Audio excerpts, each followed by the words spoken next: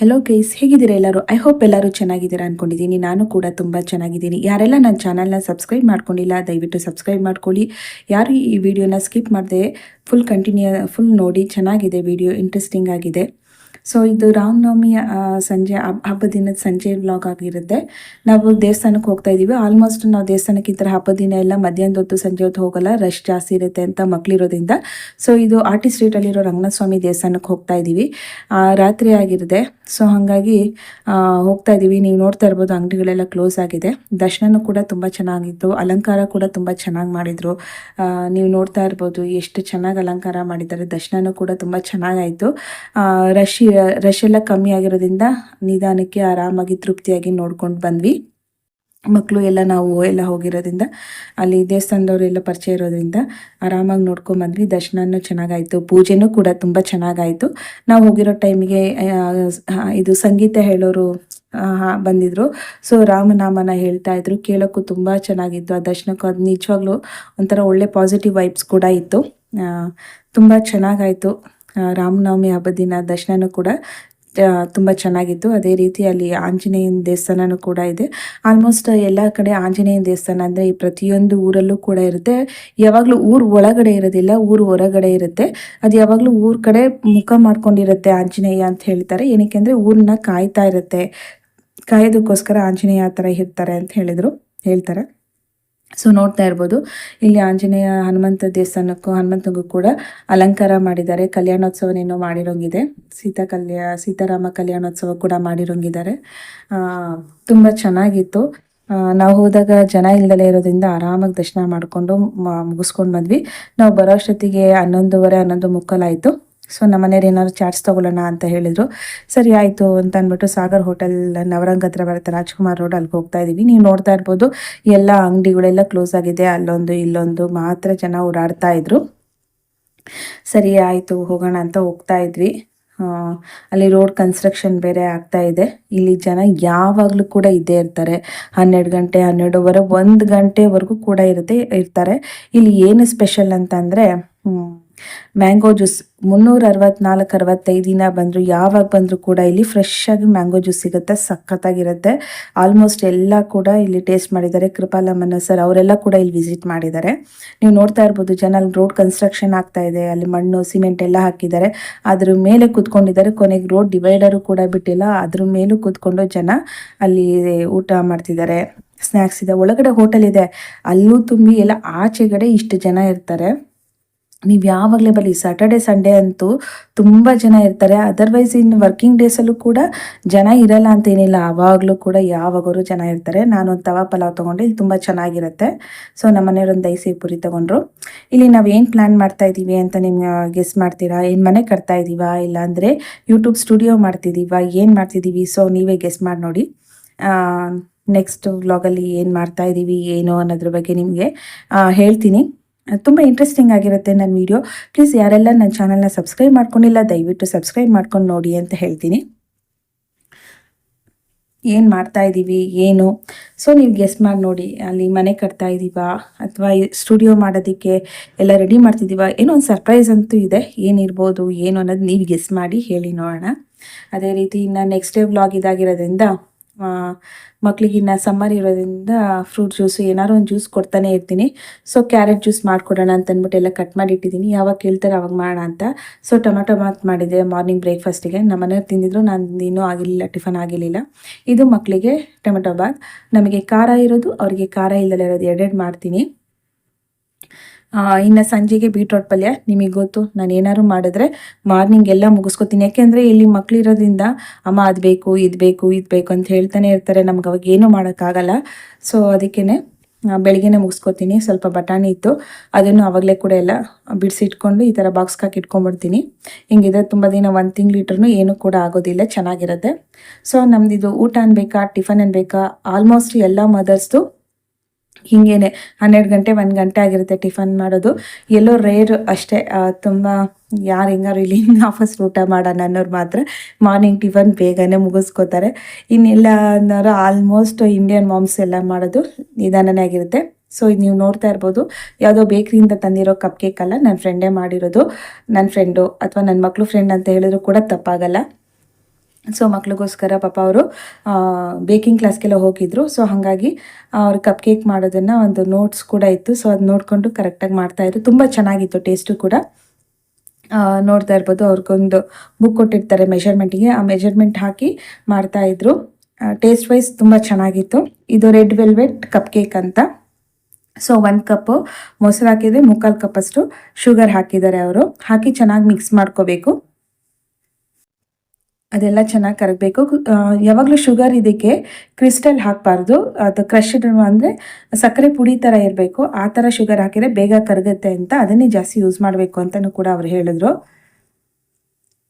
So ಇದಕ್ಕೆ baking soda ಮತ್ತು baking powder ಎರಡೂ ಹಾಕಬೇಕು. ಬೇಕಿಂಗ್ ಸೋಡಾ ಬಂದು 1/4 ಟೀ ಸ್ಪೂನ್ ಹಾಕಿದ್ರು, ಬೇಕಿಂಗ್ ಪೌಡರ್ ಬಂದ್ಬಿಟ್ಟು 1 ಸ್ಪೂನ್ ಹಾಕಿದ್ರು. ಹಾಕಿ ಮಿಕ್ಸ್ ಮಾಡಬಾರ್ದು, ಅದನ್ನು ಹಾಗೆ ಬಿಡಬೇಕು.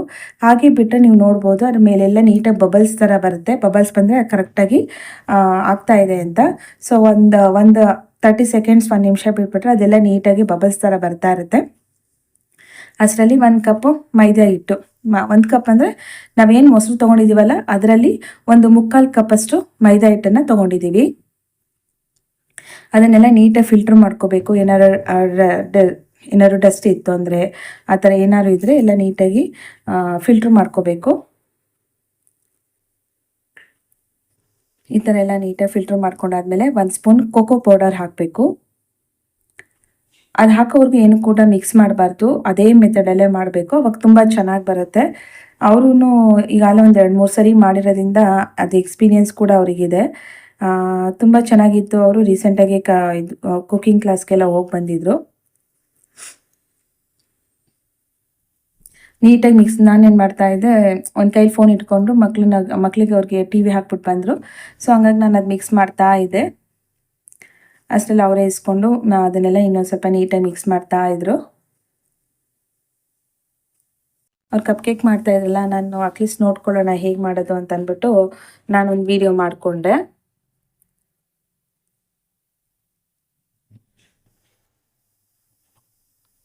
ಚೆನ್ನಾಗಿ ಮಿಕ್ಸ್ ಮಾಡ್ಕೋಬೇಕು. ಇದಾದ ತಕ್ಷಣ ನಾವು ವೆನಿಲಾ ಎಸೆನ್ಸ್ ಹಾಕೋಬೇಕು.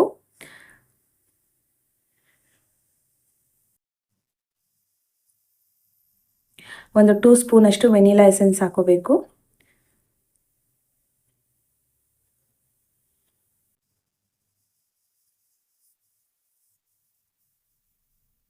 ನೆಕ್ಸ್ಟ್ 2 ಡ್ರಾಪ್ಸ್ ಅಷ್ಟು ರೆಡ್ ಕಲರ್ ಫುಡ್ ಕಲರ್ನ ಹಾಕಬೇಕು. 2 ಡ್ರಾಪ್ಸ್ ಅಷ್ಟೇ ಹಾಕ್ತಾ ಇರೋದು. ನೀವು ನೋಡ್ತಾ ಇರ್ಬೋದು, ಕಲರ್ ಮಾತ್ರ ಸಖತ್ತಾಗಿ ಬರುತ್ತೆ. ಇದು ಹೆಸರೇ ರೆಡ್ ವೆಲ್ವೆಟ್ ಕಪ್ ಕೇಕ್ ಅಂತ.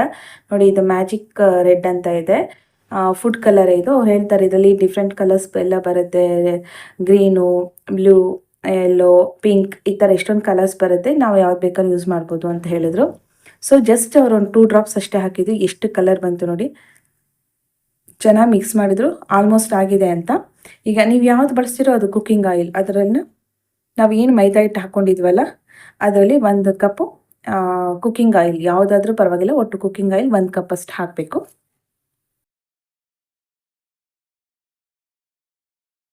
ಕುಕ್ಕಿಂಗ್ ಆಯಿಲ್ ಹಾಕಿ ಚೆನ್ನಾಗಿ ಅದಕ್ಕೆ ಮಿಕ್ಸ್ ಮಾಡ್ಕೋಬೇಕು. ನಾವೇನು ಬ್ಯಾಟರ್ ರೆಡಿ ಮಾಡಿ ಇಟ್ಕೊಂಡಿದ್ವಲ್ಲ ಕೇಕ್ದು, ಎಲ್ಲ ನೀಟಾಗಿ ಮಿಕ್ಸ್ ಮಾಡ್ಕೋಬೇಕು. ಅದು ಆಯಿಲೆಲ್ಲ ಅದ್ರ ಜೊತೆಗೆ ಚೆನ್ನಾಗಿ ಹೊಂದ್ಕೋಬೇಕು. ಬೇಗನೆ ಆಗುತ್ತೆ, ತುಂಬ ಲೇಟ್ ಅಂತ ಏನಿಲ್ಲ. ಕರೆಕ್ಟಾಗಿ ಎಲ್ಲ ನಮಗೆ ಮಾಡೋ ಮೆಥಡ್ ಕರೆಕ್ಟಾಗಿ ಗೊತ್ತಿದ್ದರೆ ಬೇಗ ಕ್ವಿಕ್ಕಾಗಿ ಆಗೋಗ್ಬಿಡುತ್ತೆ. ಸೊ ಅಷ್ಟರಲ್ಲಿ ಅವನ್ನ ಒಂದು ಪ್ರೀ ಹೀಟ್ ಮಾಡ್ಕೋಬೇಕು. 180 ಡಿಗ್ರಿ ಸೆಲ್ಸಿಯಸ್ನಲ್ಲಿ ಪ್ರೀ ಹೀಟ್ ಮಾಡಿ ಇಟ್ಕೋಬೇಕು. ಸೊ ನೋಡಿ, ಯಾವ ಥರ ಮಾಡಬೇಕು, ಎಷ್ಟು ಮೆಷರ್ಮೆಂಟ್ ಹಾಕಬೇಕು, ಎಷ್ಟು ಏನೆಲ್ಲ ಹಾಕಬೇಕು ಅನ್ನೋದು ಇರುತ್ತೆ. ಅಷ್ಟರಲ್ಲಿ ನಾವು ನೋಡಿ, ನನ್ನ ಮಗಳು ಮಾಸ್ಕ್ ಹಾಕ್ಕೊಂಡು ಬಂದರು. ಸೊ ಇದು ಕಪ್ ಕೇಕ್ ಮೋಲ್ಡು ಸಿಗುತ್ತೆ, ಸೊ ಅದನ್ನು ಹಾಕಬೇಕು. ನಾನು ಇಲ್ಲಿ ಅದ್ರ ತುಂಬ ಹಾಕಬೇಕೇನೋ ಅಂತ ಅಂದ್ಕೊಂಡೆ. ಏನಿಲ್ಲ, ಜಸ್ಟ್ 2 ಸ್ಪೂನ್ ಹಾಕಿದ್ರೆ ಸಾಕು, ಅದೆಷ್ಟು ನೀಟಾಗಿ ಉಬ್ಕೊಂಡು ಬರುತ್ತೆ ಗೊತ್ತಾ. ಈಗ ನೀವು ನೋಡ್ತಾ ಇದ್ದೀರಲ್ವ, ಜಸ್ಟ್ 2 ಸ್ಪೂನ್ ಅಷ್ಟೇ, ಬಟ್ ಅದೆಷ್ಟು ಉಬ್ಕೊಂಡು ಬರುತ್ತೆ ಅಂದರೆ ನಾನು ಅದನ್ನು ಅಂದ್ಕೊಂಡೇ ಇರಲಿಲ್ಲ. ಮೋಸ್ಟ್ಲಿ ಇದರಲ್ಲಿ ಒಂದು ಆಫ್ ಆಗ್ಬೋದೇನೋ ಅಂತ ನಾನು ಅಂದ್ಕೊಂಡೆ. ಫುಲ್ಲು ಉಬ್ಕೊಂಡು ಫುಲ್ಲು ಕಪ್ ಕೇಕ್ ಪೂರ್ತಿ ಬಂತು. ತುಂಬ ಚೆನ್ನಾಗಿತ್ತು, ಟೇಸ್ಟು ಕೂಡ ಚೆನ್ನಾಗಿತ್ತು. ಮಕ್ಕಳು ಕೂಡ ತುಂಬ ಎಂಜಾಯ್ ಮಾಡಿದ್ರು, ಖುಷಿಪಟ್ಟರು. ಬಂದಮೇಲೆ ನನಗೆ ಜಾಸ್ತಿ ತಲೆ ತಿನ್ನೋಕ್ಕೆ ಟ್ರೈ ಮಾಡಿದ್ರು. ಅಮ್ಮ ಕೇಕ್ ಮಾಡು, ನೀನು ಮಾಡು, ನೀನು ಮಾಡು ಅಂತ. ಸೊ ಮಾಡಿಕೊಡ್ಬೇಕು, ನೋಡೋಣ, ಯಾವಾಗಲಾದ್ರು ಒಂದು ಸರಿ ಮಾಡೋಣ. ನನಗೇನಂದರೆ ಮಕ್ಳದ್ದು ಇದೇ ಆಗೋಗ್ಬಿಡುತ್ತೆ ಕೆಲಸ ಎಲ್ಲ, ಸೊ ಹಾಗಾಗಿ ಆಗಲಿಲ್ಲ. ಈಗ ಇಡ್ತಾ ಇದ್ದಾರೆ. ಒಂದು 10 ನಿಮಿಷ 15 ನಿಮಿಷ ಅವನಲ್ಲಿ ಇಟ್ಬಿಡಬೇಕು. ಇದು ಆಲ್ರೆಡಿ ಪ್ರೀ ಹೀಟ್ ಮಾಡಿ ಒಂದು 10 ನಿಮಿಷ ಇಟ್ಟಿದ್ದಾರೆ. ನೋಡಿ ಈ ಥರ ರೊಟೇಟ್ ಆಗ್ತಾ ಇರುತ್ತೆ. ಈಗ ನೋಡಿ ಎಷ್ಟಿದೆ, ಇನ್ನೊಂದು ಸ್ವಲ್ಪ ಹೊತ್ತಿಗಾಲೇ ನೀಟಾಗೆಲ್ಲ ಉಪ್ಕೊಂಡು ಬಂದಿರುತ್ತೆ. ಮಕ್ಕಳಿಗಾಲ ಅಷ್ಟು ಪೇಷನ್ಸ್ ಇಲ್ಲ, ಆಗಲೆಲ್ಲ ಬಂದು ಆಯ್ತಾ ಕಪ್ ಕೇಕ್ ಅಂತ ಕೇಳ್ತಾನೇ ಇದ್ರು. ಅಷ್ಟರಲ್ಲಿ ನಾವು ಕ್ರೀಮ್ ರೆಡಿ ಮಾಡ್ಕೊಳ್ಳೋಣ ಅಂತ. ಈ ಎರಡೂ ಕೂಡ ಎಗ್ಲೆಸ್, ಹಾಗಾಗಿ ಆರಾಮ್ಸೆ ಎಲ್ಲರೂ ಕೂಡ ಮಾಡ್ಕೋಬೋದು. ನಾವು ಮನೇಲಿ ಬರ್ತ್ಡೇ ಪಾರ್ಟಿಗಳಿಗೆ ಏನೇ ಆದರೂ ನಾವು ಈ ಥರ ಸ್ವಲ್ಪ ಒಂದು ಬೇಸಿಕ್ ಮೆಥಡ್ ಗೊತ್ತಿದ್ರೆ ಮನೇಲಿ ನಾವೇ ಪ್ರಿಪೇರ್ ಮಾಡ್ಕೋಬೋದು. ಎಷ್ಟು ಚೆನ್ನಾಗಿರುತ್ತೆ, ಆಮೇಲೆ ಹೈಜೀನ್ ಆಗಿರುತ್ತೆ, ಫ್ರೆಶ್ ಆಗಿ ಮಾಡ್ಕೋಬೋದು ಅಲ್ವಾ. ಮಕ್ಕಳಿಗೂ ಅಷ್ಟೇ ಧೈರ್ಯವಾಗಿ ಕೊಡ್ಬೋದು, ಹಂಗಾಗಿ ಏನು ಯೋಚನೆ ಇಲ್ಲ. ಇದು ಏನು ಅಮೂಲ್ ಬಟರ್ನ ತೊಗೊಂಡಿದ್ದಾರೆ. ಸೊ ಇದು ಬೌಲ್ ವೇಟ್ನ ಲೆಸ್ ಮಾಡಿ ಅದರಲ್ಲಿ 37 ಅಷ್ಟು ಬರಬೇಕು, 37 ಗ್ರಾಮ್ ಇರಬೇಕು, ಅಷ್ಟನ್ನು ಮಾತ್ರ ಬಟರ್ ತೊಗೋಬೇಕು. ಇದು ಹೆಂಗಂದ್ರೆ ತೆಗೆದ್ರೆ 35 ಆಗ್ತಿದೆ, ಇಲ್ಲಾಂದರೆ 40 ಗ್ರಾಮ್ಸ್ ಆಗಿದೆ. ಸೊ 37 ಕರೆಕ್ಟಾಗಿ ಬರಬೇಕು ಅಂತ ಮೆಷರ್ಮೆಂಟ್ ಮಾಡ್ತಾ ಇರೋದು. ಸೊ 37 ಗ್ರಾಮ್ ಬಟರ್ ಹಾಕೋಬೇಕು. ಸೊ ಅವ್ರ ವೇಯಿಂಗ್ ಮಿಷಿನ್ ಆಲ್ಮೋಸ್ಟ್ ಎಲ್ಲ ಅವರ ಏನು ಬೇಕಿಂಗ್ಗೆ ಅಥವಾ ಕೇಕ್ ಮಾಡೋದಕ್ಕೆ ಏನೇನು ಬೇಕು ಎಲ್ಲ ಇಟ್ಕೊಂಡಿದ್ದಾರೆ. ನೋಡಿ ಈಗ ನೋಡ್ತಾ ಇದ್ದೀರಲ್ಲ ಕಪ್ ಕೇಕ್ಗೆ ಎಷ್ಟು ಚೆನ್ನಾಗಿ ಉಪ್ಕೊಂಡು ಬರ್ತಾ ಇದೆ ಅಂತ. ತುಂಬ ಚೆನ್ನಾಗಿ ಬಂದಿತ್ತು, ಕಲರು ಕೂಡ ಸಖತ್ತಾಗಿ ಬಂದಿತ್ತು.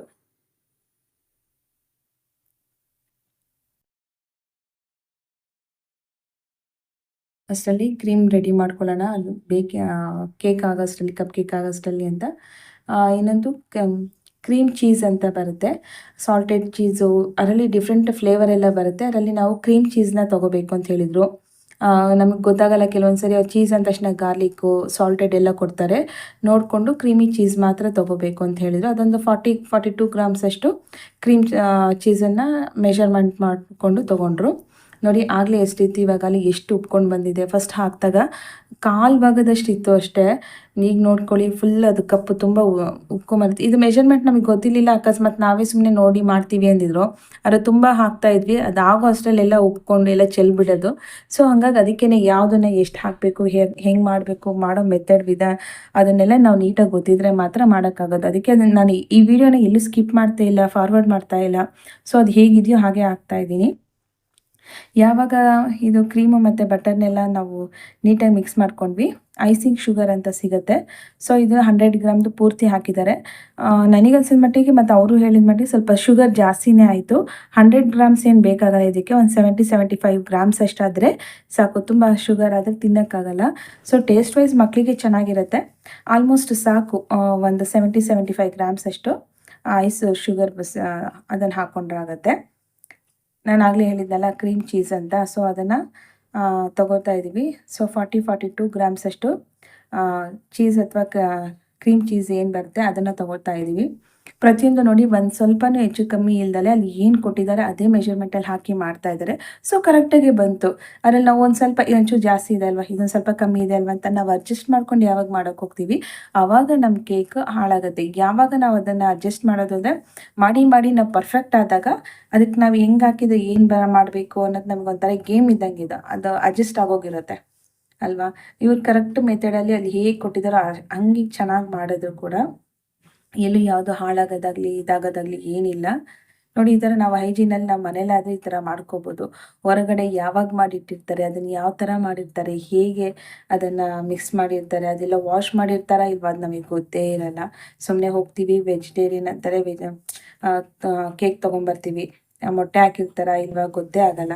ಸೊ ನೋಡಿ ಇದಕ್ಕೇನು ಮೊಟ್ಟೆ ಹಾಕಲಿಲ್ಲ, ಏನಿಲ್ಲ, ಇಷ್ಟು ಈಸಿಯಾಗಿ ಕ್ರೀಮ್ ಮಾಡ್ಕೋಬೋದು ಅಂತ ನನಗಂತೂ ಗೊತ್ತಿರಲಿಲ್ಲ. ಯಾಕೆಂದರೆ ನಾನು ಯಾವತ್ತೂ ಮಾಡಿರಲಿಲ್ಲ ಅಲ್ವಾ. ಈ ಥರ ಮಾಡಿಬಿಟ್ಟು ಈಗ ಅರ್ಜೆಂಟಿಗೆ ಮಕ್ಳಿಗೆ ಸ್ಕೂಲ್ಗೆ ಹೋಗಬೇಕು, ಬ್ರೆಡ್ ಜೊತೆನೋ ಚಪಾತಿ ಜೊತೆನೋ ಈ ಥರ ಹಾಕಿ ರೋಲ್ ಮಾಡಿಕೊಟ್ರು ಕೂಡ ಮಕ್ಕಳಿಗೆ ಆರಾಮಾಗಿ ಖುಷಿಯಾಗಿ ತಿಂತಾರೆ. ಇದರಲ್ಲಿ ಇನ್ನೇನಿರಲ್ಲ, ಬಟರು, ಚೀಸು, ಐಸ್ ಶುಗರು ಇಷ್ಟೇ ಇರುತ್ತೆ. ಸೊ ಇದಕ್ಕೆ ನೀವು ಬೇಕಾದರೆ ವೆನಿಲಾ ಎಸೆನ್ಸು ಇಲ್ಲ ಚಾಕ್ಲೇಟ್ ಫ್ಲೇವರೋ ಏನು ಬೇಕಾದ್ರೂ ಆ್ಯಡ್ ಮಾಡ್ಕೋಬೋದು. ನೋಡಿ ನೀಟಾಗೆಲ್ಲ ಮಿಕ್ಸ್ ಮಾಡ್ಕೊಳ್ತಾ ಇದ್ದಾರೆ.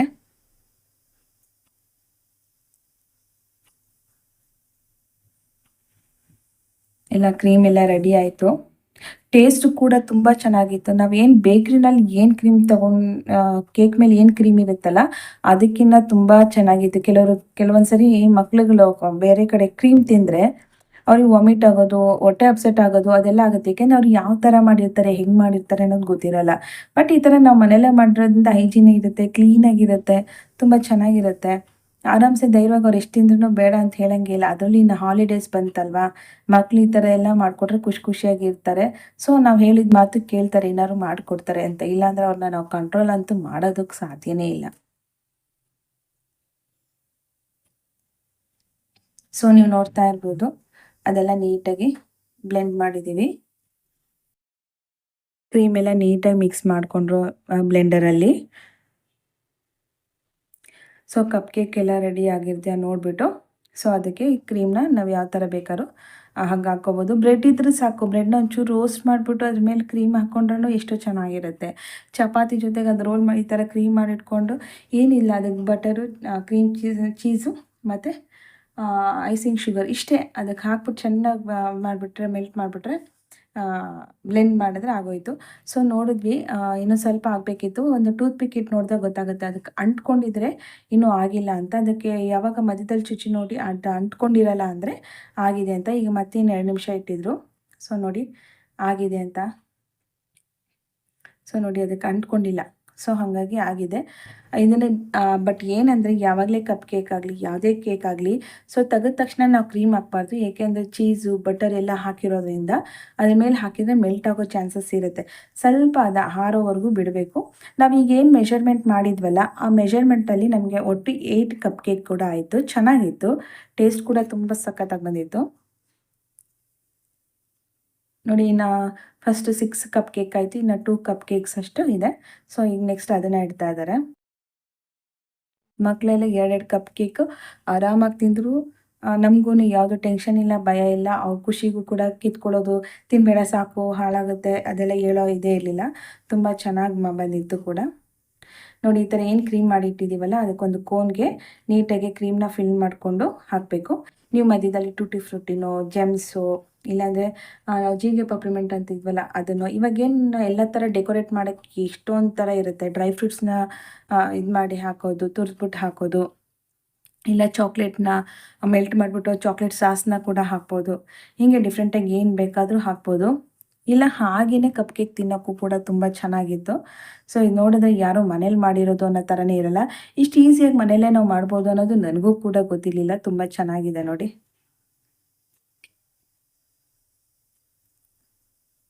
ಅವರೂ ಕೂಡ ಒಂದು 2-3 ಸರಿ ಮಾಡಿದರೆ ಎಷ್ಟು ನೀಟಾಗಿ ಹಾಕ್ತಾ ಇದ್ದಾರೆ ಅದನ್ನೆಲ್ಲ ಕ್ರೀಮನ್ನು. ತುಂಬ ಚೆನ್ನಾಗಿ ಬರ್ತಾ ಇದೆ ಕೂಡ. ಸೊ ಆರಿದ ಮೇಲೆ ಹಾಕಬೇಕು ಯಾವಾಗಲೇ ಕ್ರೀಮ್ ಆಗಲಿ. ಏನಾದ್ರು ಬಿಸಿ ಇದ್ದಾಗಲೇ ನಾವು ಆವಾಗಲೇ ತೆಗೆದು ಹಾಕಿದರೆ, ಈಗ ನಾವು ಏನು ಕ್ರೀಮ್ ಹಾಕ್ತಿದ್ದೀವಲ್ಲ ಅದೆಲ್ಲ ಮೆಲ್ಟಾಗಿ ಕರ್ಗೋಗುತ್ತೆ, ಈ ಶೇಪಲ್ಲಿ ಕುತ್ಕೊಳ್ಳಲ್ಲ. ನೀವು ಅಕಸ್ಮಾತ್ ತುಂಬ ಅದು ಡೈಲ್ಯೂಟ್ ಥರ ಆಗಿತ್ತು ಅಂತ ಅನಿಸಿದ್ರು ಕೂಡ ಸ್ವಲ್ಪ ಹೊತ್ತು ಫ್ರಿಜ್ಜಲ್ಲಿ ಇಟ್ಟು ಕೂಡ ಯೂಸ್ ಮಾಡ್ಬೋದು. ಅವಾಗ ನಮ್ಗೆ ಇನ್ನೂ ಹಾರ್ಡಾಗಿ ಚೆನ್ನಾಗಿ ಬರುತ್ತೆ. ಕಪ್ ಕೇಕ್ನಲ್ಲ, ಕ್ರೀಮನ್ನು ಮಧ್ಯದಲ್ಲಿ ಏನಾದರೂ ಇಟ್ಟು, ಇಲ್ಲ ಚೆರಿ ಇಟ್ಟು, ಟೂಟಿ ಫ್ರೂಟಿನೋ ಏನಾದ್ರು ಹಾಕಿ ಕೊಟ್ಟರು ತುಂಬ ಚೆನ್ನಾಗಿರುತ್ತೆ. ಮಕ್ಕಳು ಮಾತ್ರ ತುಂಬ ಖುಷಿಪಟ್ಟು ಎಂಜಾಯ್ ಮಾಡಿ ತಿಂದರು. ನೋಡಿ, ಯಾರೆಲ್ಲ ಇದನ್ನು ಟ್ರೈ ಮಾಡಬೇಕು ಅಂತ ಅಂದ್ಕೊಂಡಿದ್ದಾರೋ ಖಂಡಿತವಾಗೂ ಟ್ರೈ ಮಾಡಿ. ಇಲ್ಲಿ ಏನು ಮೆಷರ್ಮೆಂಟ್ ತೋರಿಸಿದ್ದೀವೋ ಅದೇ ಮೆಥಡಲ್ಲಿ ಕರೆಕ್ಟಾಗಿ ಹಾಗೆ ಮಾಡಿ ಕ್ಲೀನಾಗಿ ಚೆನ್ನಾಗಿ ಬಂದೇ ಬರುತ್ತೆ. ಬಟ್ ಏನಂದರೆ ಅವನ್ನ ಪ್ರೀ ಹೀಟ್ ಮಾಡಿಬಿಟ್ಟು ಆಮೇಲೆ ಒಂದು 10 ನಿಮಿಷ ಇಟ್ಟು ನೋಡಿ, ಆಮೇಲೆ ಬೇಕಾದ್ರೆ ಇನ್ನೊಂದು 2 ನಿಮಿಷ 3 ನಿಮಿಷ ಅದು ಆಗಿದೆಯಲ್ವ ಅಂತ ನೋಡಿಡಿ. ಇಲ್ಲಾಂದರೆ ಮೊದಲೇ ಇಟ್ಬಿಟ್ರೆ ಸೀದೋಗೋ ಚಾನ್ಸಸ್ ಇರುತ್ತೆ. ಸೊ ಹಾಗಾಗಿ ನಾವು ಏನೇ ಈ ಥರ ಮಾಡಬೇಕಂದ್ರೂ ಪ್ರೀ ಹೀಟ್ ಮಾಡಿದ್ರೇ ಅದು ಬೇಗ ಆಗುತ್ತೆ, ಚೆನ್ನಾಗಾಗುತ್ತೆ ಕೂಡ. ಸೊ ಹಾಗೆ ಈವ್ನಿಂಗ್ ನನ್ನ ಮಗಳು ಫ್ರೆಂಡ್ ಬರ್ತಡೇ ಇತ್ತು. ಸೊ ಮಂತ್ರಿ ಮಾಲ್ಗೆ ಹೋಗಿದ್ವಿ. ಮೆಟ್ರೋ ನಿಮ್ಗೆ ಆ್ಯಸ್ ಯೂಶುವಲ್ ಗೊತ್ತೇ ಇರುತ್ತೆ, ಮೆಟ್ರೋ ಮಂತ್ರಿ ಮಾಲ್ ಒಳಗೆ ತನಕ ಹೋಗೋದ್ರಿಂದ ಸೊ ಯೋಚನೆ ಇಲ್ಲ. ಮಕ್ಕಳಿಗೆ ಪ್ಲೇ ಏರಿಯಾ ಇವಾಗೆಲ್ಲ ಅದೊಂದು ಟ್ರೆಂಡ್ ಸ್ಟಾರ್ಟ್ ಆಗಿದೆ. ಮಕ್ಕಳು ಬರ್ತಡೇ ಅಂತಂದರೆ ಸೊ ಈ ಥರ ಮಾಲ್ಗಳಲ್ಲಿ ಈ ಥರ ಇಟ್ಕೊಂಡ್ಬಿಡ್ತಾರೆ ಪ್ಲೇ ಏರಿಯಾದಲ್ಲಿ.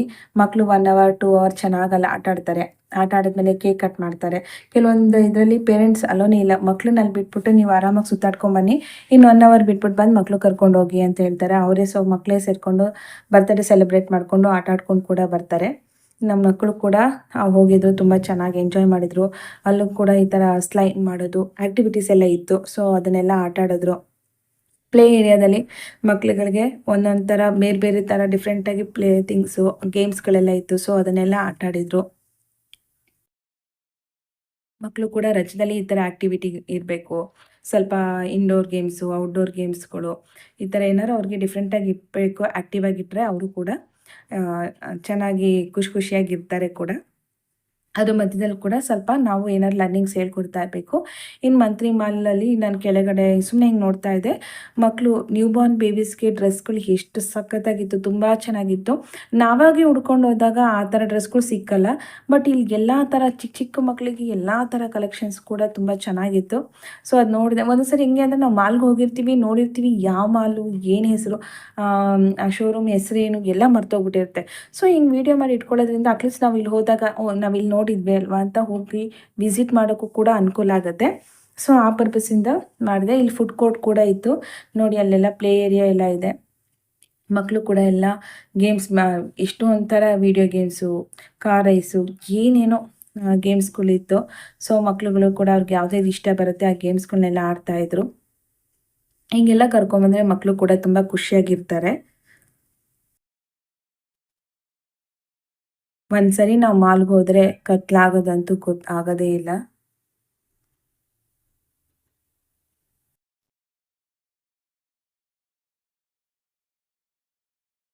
ನೀವು ನೋಡ್ತಾ ಇರ್ಬೋದು, ಸ್ಯಾಟರ್ಡೆ ಸಂಡೇ ಬಂತು ಅಂದರೆ ಆಲ್ಮೋಸ್ಟ್ ಎಲ್ಲ ಮಾಲ್ಗಳಲ್ಲೂ ಚಿಕ್ಕ ಚಿಕ್ಕ ಮಕ್ಳುಗಳಂತೂ ಕರ್ಕೊಂಡು ಎಲ್ಲ ಪೇರೆಂಟ್ಸು ಬರ್ತಾರೆ. ಸೊ ಏನಂದರೆ 1, 2, 3 ಅವರ್ಸ್ ಅವ್ರಿಗೆ ಆಟ ಆಡೋಕ್ಕೆ, ಏಕೆಂದರೆ ಇವಾಗ ಪರಿಸ್ಥಿತಿ ಪಾರ್ಕ್ ಇಲ್ಲ ಅಂದರೆ ಮಾಲ್ಗಳಲ್ಲಿ ಕರ್ಕೊಂಡು ಹೋಗೋದು, ಮಕ್ಳನ್ನ ಆಟ ಆಡಿಸ್ಕೊಂಡು ಬರೋದು. ಸೊ ಏಕೆಂದರೆ ಅವ್ರಿಗೆ ಆ್ಯಕ್ಟಿವಿಟೀಸ್ ಎಲ್ಲ ಬೇಕಲ್ಲ. ಹಾಗಾಗಿ ಟೌನ್ಗಳಲ್ಲಿ ಇದೇ ಸಿಸ್ಟಮ್ ಇದೆ. ಊರಲ್ಲಾದರೆ ಆರಾಮಾಗಿ ಹೊಲದ ಹತ್ರ ಅಲ್ಲಿ ಇಲ್ಲಿ ಆಟ ಆಡ್ಕೊಂಬರ್ತಾರೆ. ಮಕ್ಳು ಇಲ್ಲಿ ಎಲ್ಲಿ ಹೋಗ್ತಾರೆ, ಮನೆ ಬಿಟ್ಟು ಆಚೆ ಹೋಗೋಕ್ಕೆ ಆಗಲ್ಲ.